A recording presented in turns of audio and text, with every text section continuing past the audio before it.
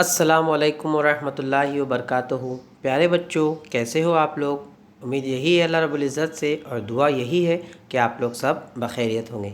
चलिए बढ़ते हैं आज के हमारे इस वीडियो की ओर।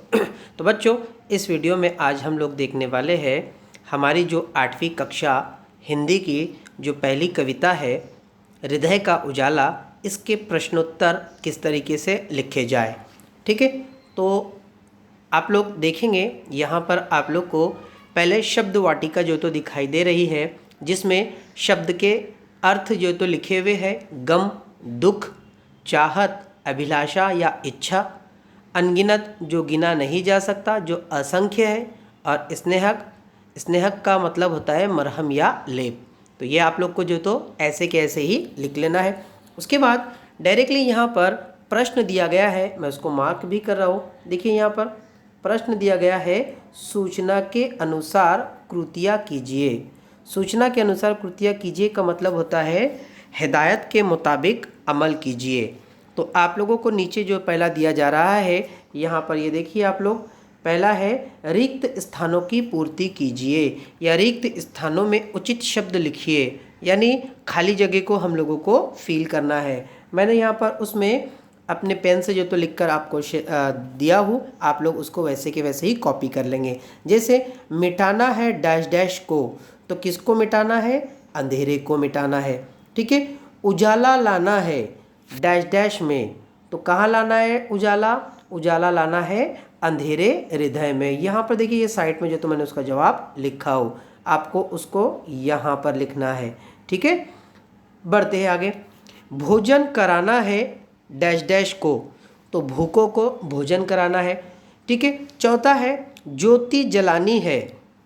ज्योति जलानी है कहाँ पर? दिलों में। दिलों में नहीं बल्कि बुझे दिलों में। आप लोग को यहाँ पर जो लिखना है, यहाँ पर आप लोग को क्या लिखना है? दिल तो लिखना ही है, लेकिन वहाँ पर आपको ऐसे लिखना है। ठीक है, बुझे दिलों में। ठीक है, बुझे दिलों में, ये आप लोग को जो तो वहाँ पर लिखना है, इसको आपको वहाँ पर ऐड कर देना है। ठीक है बच्चों, तो बढ़ते हैं।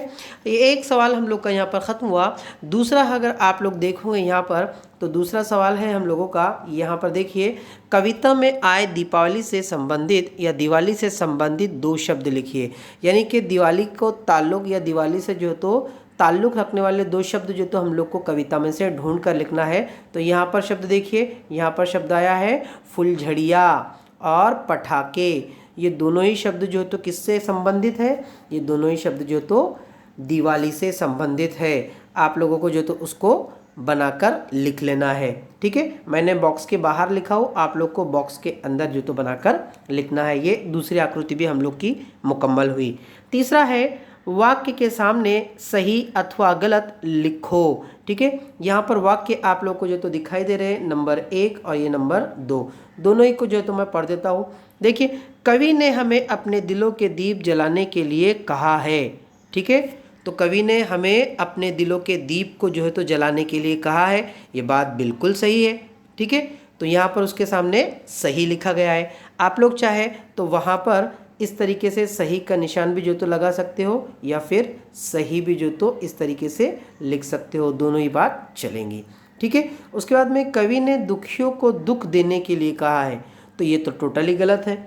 कवि ने जो है तो दुखियों के दुखों को दूर करने के लिए कहा है, दुखों को देने के लिए नहीं कहा है, तो ये जो है तो गलत है। ठीक है, आप लोग गलत भी लिख सकते हो, या इस तरीके से वहाँ पर क्रॉस का निशान भी लगा सकते हो।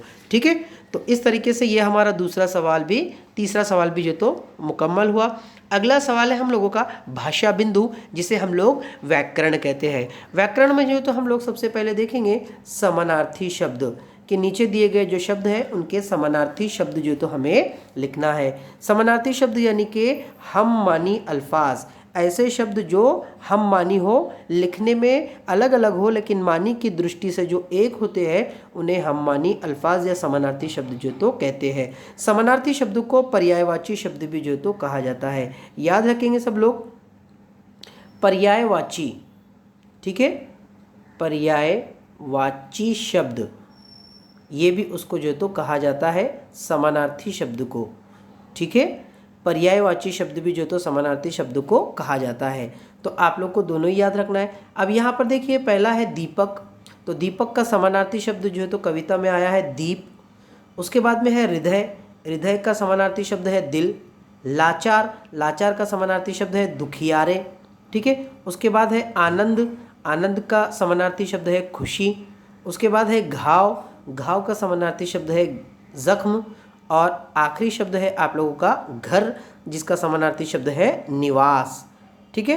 तो ये हुए आप लोगों के समानार्थी शब्द, ठीक है। ये भी आप लोग को जिस तरीके से दिए गए हैं बिल्कुल ठीक उसी तरीके से आप लोग को इसको लिख लेना है। चलिए बच्चों बढ़ते हैं हमारे अगले सवाल की ओर। देखिए हमारा अगला सवाल क्या है, यहाँ पर मैंने इसको जो तो बॉक्स किया हो, ठीक है।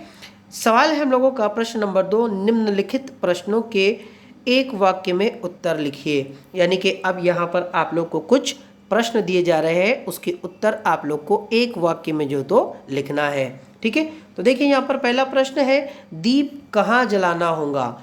तो दीप कहाँ जलाना होगा, दीप हमें अपने दिलों में जलाना होगा, ठीक है। मैं इसको थोड़ा सा जूम कर देता हूँ ताकि आप लोग को दिखाई दे। देखिए दीप कहाँ जलाना होगा, तो दीप अपने दिलों में जलाना होगा। सवाल नंबर 2 देखिए, दुख किसके मिटाने होंगे, तो दिन दुखियों के दुख मिटाने होंगे। उत्तर क्या आएगा, दिन दुखियों के दुख मिटाने होंगे।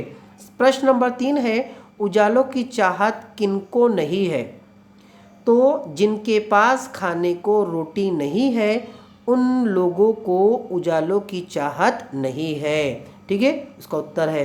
प्रश्न नंबर 4 है ज्योति कहाँ जलानी होंगी, तो ज्योति जो है तो बुझे दिलों में ज्योति जलानी होंगी। ये 4 सवाल के उत्तर आप लोग को एक वाक्य में बिल्कुल ठीक उसी तरीके से जिस तरीके से बताए गए हैं वैसे ही आप लोग को जो तो लिख लेना है। बच्चों अगला सवाल है हम लोगों का जो कि भाषा बिंदु पर है, जिसे मैंने यहाँ पर देखिए बॉक्स किया हो।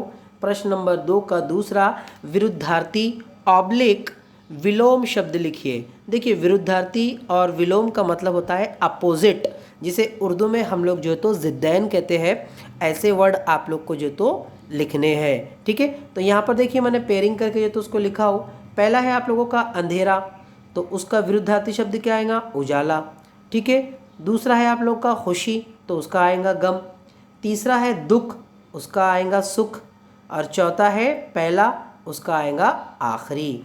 तो ये हुए आप लोगों के समानार्थी और विरुद्धार्थी शब्द। ऊपर हम लोगों ने समानार्थी शब्द देखे और यहाँ पर नीचे हम लोगों ने विरुद्धार्थी शब्द जो है तो देखे, जिसे विरुद्धार्थी को विलोम शब्द भी कहा जाता है और समानार्थी को पर्यायवाची शब्द भी जो है तो कहा जाता है। तो बच्चों ये सवालात के जवाब आप लोग को आपके हिंदी की जो क्लास वर्क की कॉपी है नोटबुक, उसमें आप लोग को जो तो लिख लेना है। इंशाल्लाह इसका PDF भी ग्रुप के ऊपर शेयर कर दिया जाएगा। आप लोग तब तक इसको ध्यान से देखें। मिलते हैं नेक्स्ट वीडियो में, तब तक के लिए अल्लाह हाफिज़।